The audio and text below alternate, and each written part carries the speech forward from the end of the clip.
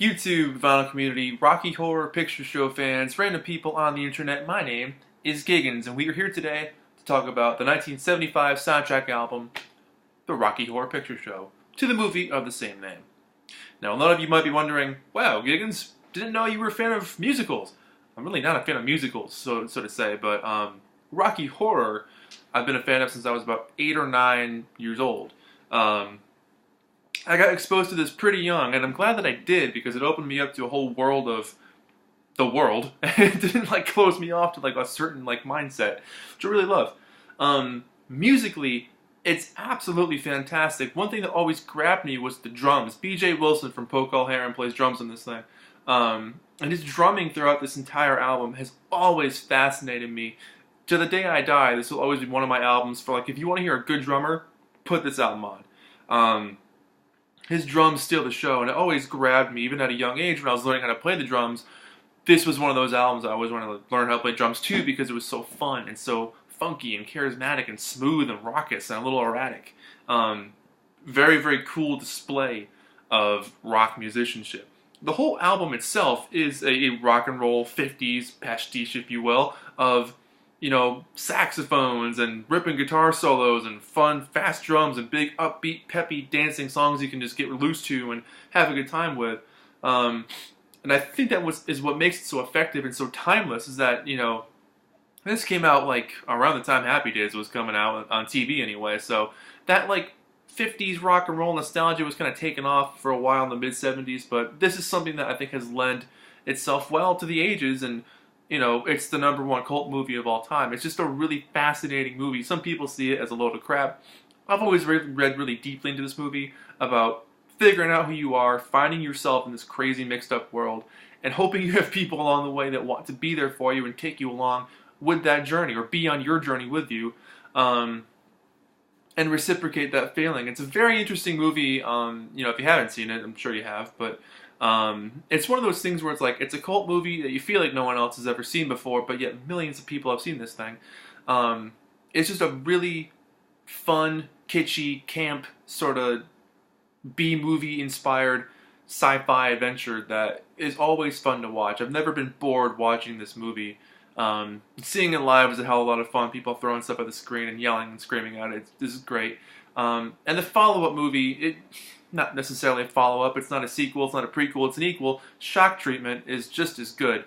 I think that one's a little bit more of its own animal. So you can't really compare the two, because if you do that, Shock Treatment I feel like would fail in the eyes of Rocky Horror, because this is everyone's introduction. No one said watch Shock Treatment first, then pick up Rocky Horror. It's never that way. Anyways, the soundtrack itself, the movie when it came out completely flopped. It was a total bomb. And then a few years later, it started getting picked up on college campuses and played as a midnight movie, and people would start yelling at the screen. And then 40-odd years later, here we are as one of the best-selling movies of all time that has been in the theaters non-stop since 1975. Can't say that about a lot of other movies, but when it originally came out in 1975, the soundtrack itself sold so poorly it was deleted, and some Canadian company called Gem Records, like Beetle Barkers, picked it up and then re-released it, and that kind of sparked interest again. It did eventually chart on the Billboard 200 in the 70s. It hit number 49 in 1978 at some point. And then it recharted again in 2010 at number 55 because of the Glee show. Glee did their Rocky Horror episode, and it recharted again at that point as well.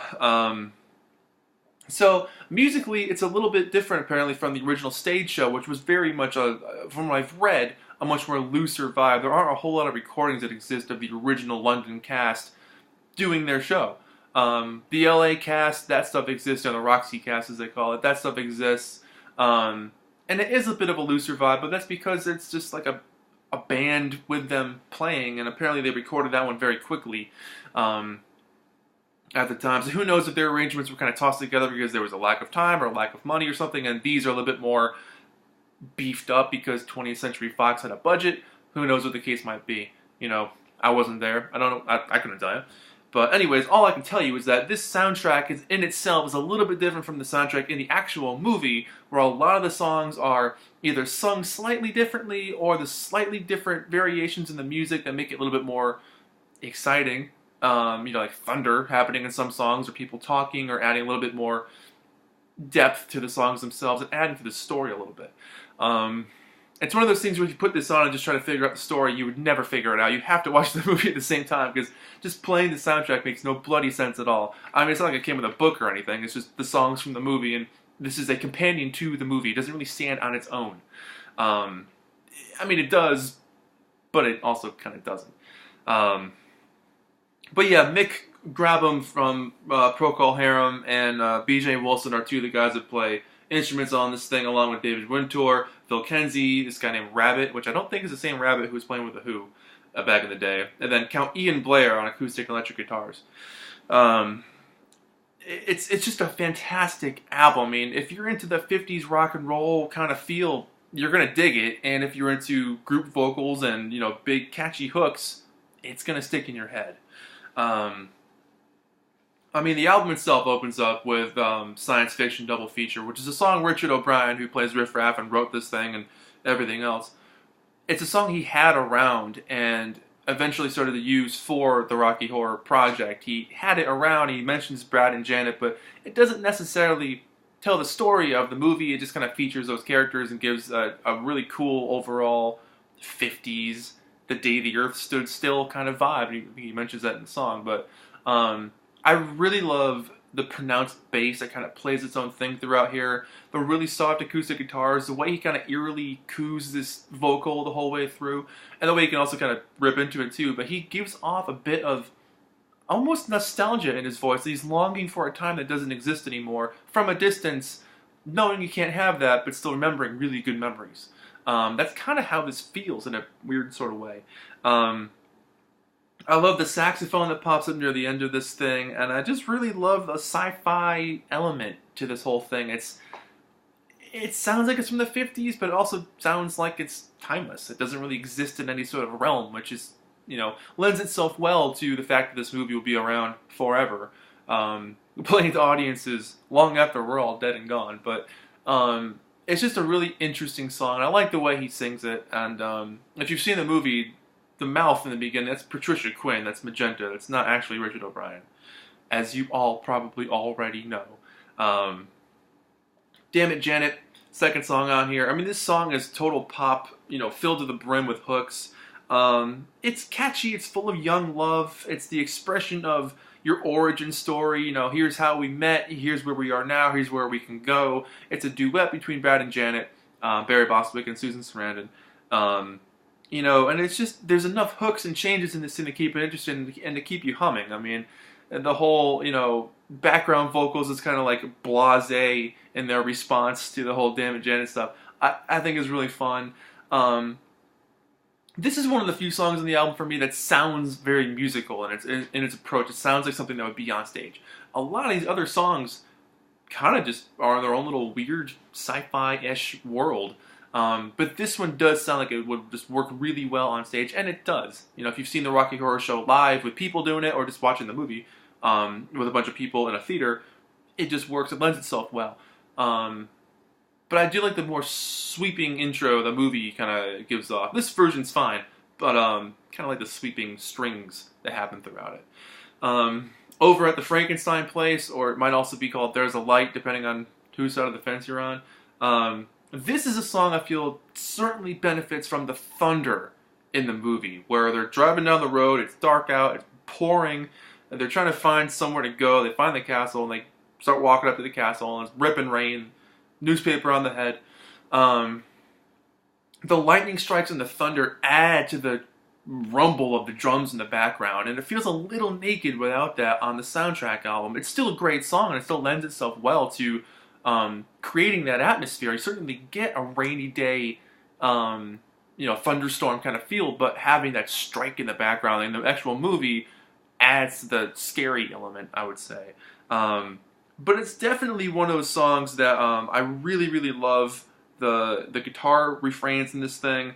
The piano intro to me sounds like the intro to Woke Up, Fell Out of Bed, Tried to Comb Across My Head from A Day in the Life. I think that might be the same chord. It sounds a lot like it. But I love the big group vocals. I love that they all kind of take turns singing it, and it's one of those things that also stays in your head over and over again. Total earworm.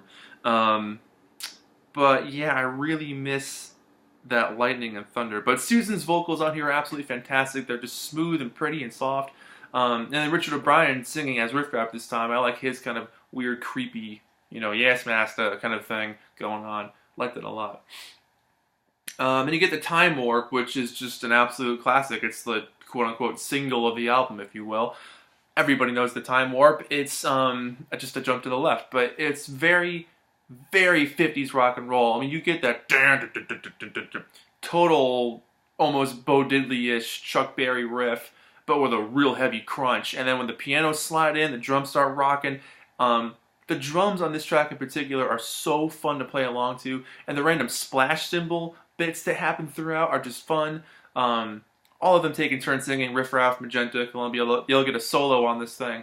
And the whole song just screams 1950s rock and roll. And if you're into that stuff, it really captures that feeling. It captures that, I'd say nostalgia, but it captures that mood of just like youthful rebellion, rock and roll spirit, like get up and go, It really captures that essence of youth that rock and roll does. I mean, when you're hungry for something, that rock and roll was no better way to put the soundtrack to that feeling.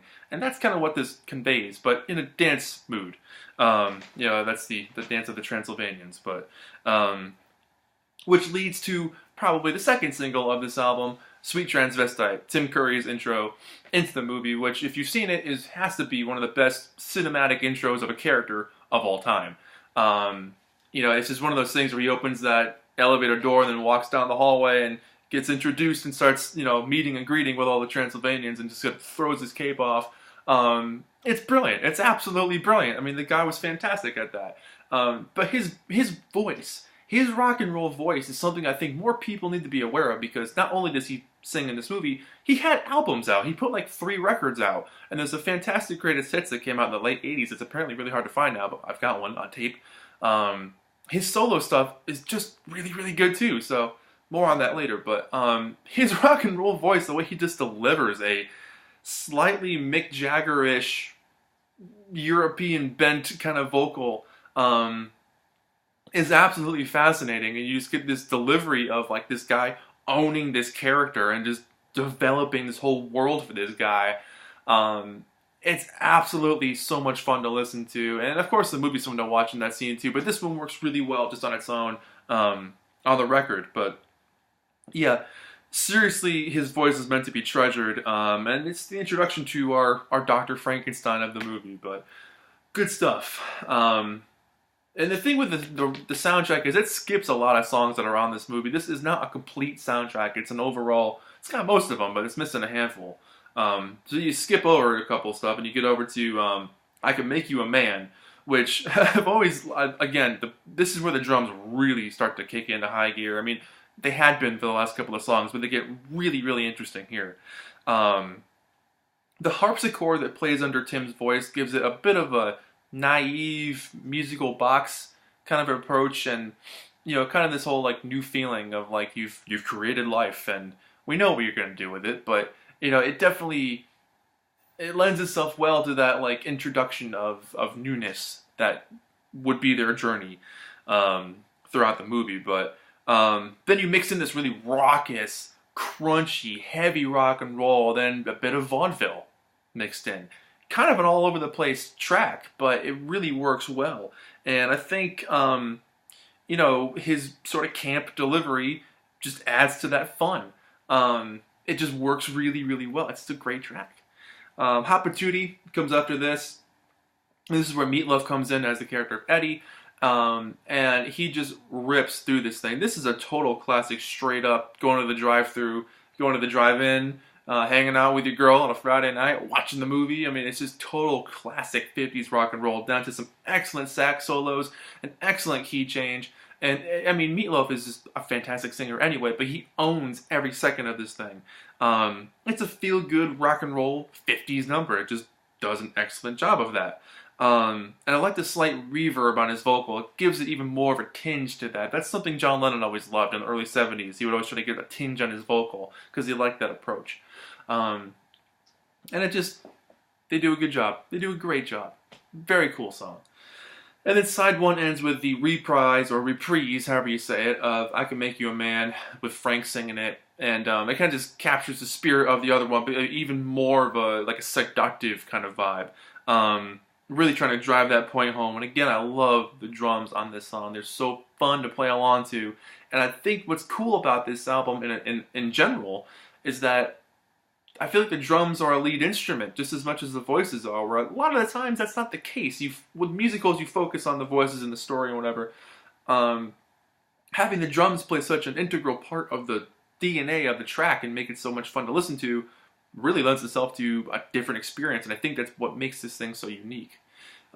Side B opens up with Touch Me, sung by Janet, Susan Sarandon's character, and I love her really pretty, delicate, petite voice. She's just a really smooth singer. Her voice is just like silk. It's amazing. But which I think lends itself well to the sort of naive, she's, as the movie says, she's giving herself over to absolute pleasure. It's just she's delving into this for the first time, and I think her sort of naive, sweet, tender vocal lends itself to that element. I love the fast-paced, trembling piano that happens throughout this thing, the powerful surges of guitar that jump in. It's just a peppy, poppy, heartfelt, lust-felt sort of song. And enough key changes, not key changes, but enough bits to keep it interesting. I like the mixed-in vocals at the end with the Creature of the Night part. I think it's really cool. Eddie, sung by Dr. Scott. This song is, again, just a straight-up 50s romp. Little Nell gets another solo in this one as well. But the big group vocal chorus is just really fun, where they all take turns singing that, too. I'm a sucker for that kind of stuff. It's why I'm a big Beach Boys fan. But again, full of hooks. It's almost a militaristic intro with the drums, kind of a kind of roll, fill kind of thing.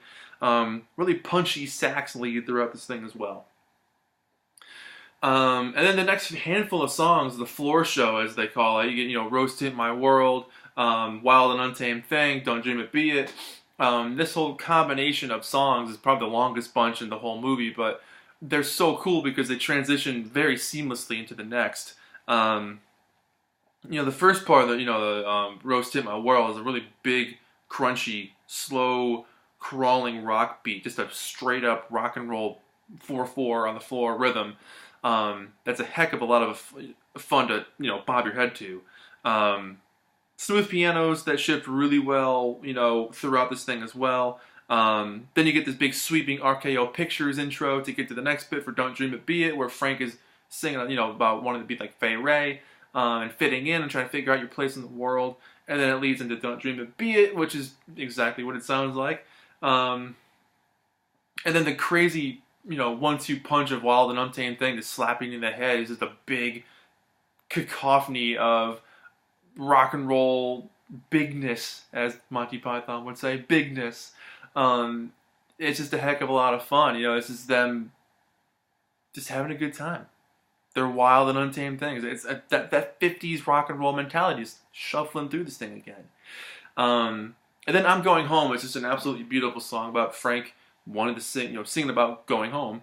No, he probably won't get there, but in the back of his mind, he's remembering why he wants to go back there. And he's in a world where he doesn't fit in. He's trying to fit in. He's trying to find people that want to be with him, and he wants to figure out who he is and what he can do, and the general dysmorphia he might feel about himself, or his identity or anything about him. He's very confused and trying to fit in with this world of aliens and strangers. And develop a life for himself. But he's thinking about going home and remembering how good that can be. And it's just a beautiful ballad. I think Tim Curry sings it so well on this one. Really passionate, really just lush, full of life, and lots of soul. His singing on this album is really soulful. And he would do this song live in his live shows, which I think is also fascinating. Superheroes is easily one of the best songs on this album. And it's sad that, it's cut on most of the movies. Like the US release, I think it's cut almost completely, except for the last bit where they're scanning up and it's then crawling around, But the guitars on this one, the thunderous drums, Brad gets a bit Janet gets a bit, and then there's this excellent harmony section with key changes and really great intricate guitar stuff. The drums bouncing all over the place. I love that. It's easily one of the best tracks on the album, and the atmosphere that it creates is so spooky and eerie, but totally fun to listen to. And then you get the last song, a reprise of science fiction double feature with Richard O'Brien, kind of recapping the movie itself, kind of putting a bow on it and saying what happened, who knows what's going to happen next, and really capturing that spirit again. It's more of a musical toy box feel again with a bit of an acoustic guitar, and it's a really soft vocal from him. But there you go. Here's the back cover. Lots of larfs. And this is a new reissue on red vinyl, which looks really, really great. I don't own an original on vinyl, but this is absolutely fantastic, and I really, really love it. But look at that red. Isn't that so cool? It's see-through. Well, kind of see-through. But yeah, great labels on this one. Very, very cool. Lovingly put together. There is also another version of the soundtrack out on vinyl now called Absolute Treasures, which does feature a couple more songs not on the original soundtrack. You got the Sword of Damocles on here as well. But I wanted to show my original cassette from when I was a kid. My brother and I got this when we were kids, probably, like I said, 8 or 9 years old.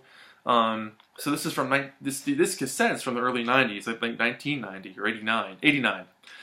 So I would have gotten it, I don't know, the mid-90s maybe. But yeah, it contains new Time Warp remix and extended bonus mix tracks. So there's longer versions of the Time Warp, and I think that's it. Yeah, there's like a dancey Time Warp and then an extended version of it or something. But yeah, this tape goes back a very, very long time. So I wanted to show this as pretty darn cool that I've had it for all these years. So with that said, hands down for me, 10 out of 10. No doubt. I love this album. I love the movie, everything about it. I'm a big fan of this thing. It's the only quote-unquote musical I really, really love. And I wouldn't even call it a musical at that, because it started as just a little tiny show with a rock and roll vibe and people playing wacky sci-fi characters. I don't see it as like a musical. There happens to be music in it that relates to the story, and there was a movie made of it, but I don't call it a musical. I guess it can be, but, horses for courses. But again, 10 out of 10. I love this thing. Let me know what you guys think about it. I'm sure we've all seen it. It'd be fun to talk about. I don't really plan on doing a whole lot of movie soundtracks too much. They'll pop up every once in a while, but overall, that's it. Thank you so much for watching. My name is Giggens. This has been Album Reviews with the Rocky Horror Picture Show. 10 out of 10. Ode Records, 1975, 2015, red vinyl reissue. Thank you so much for watching. I'll see you guys in the next video. Bye-bye.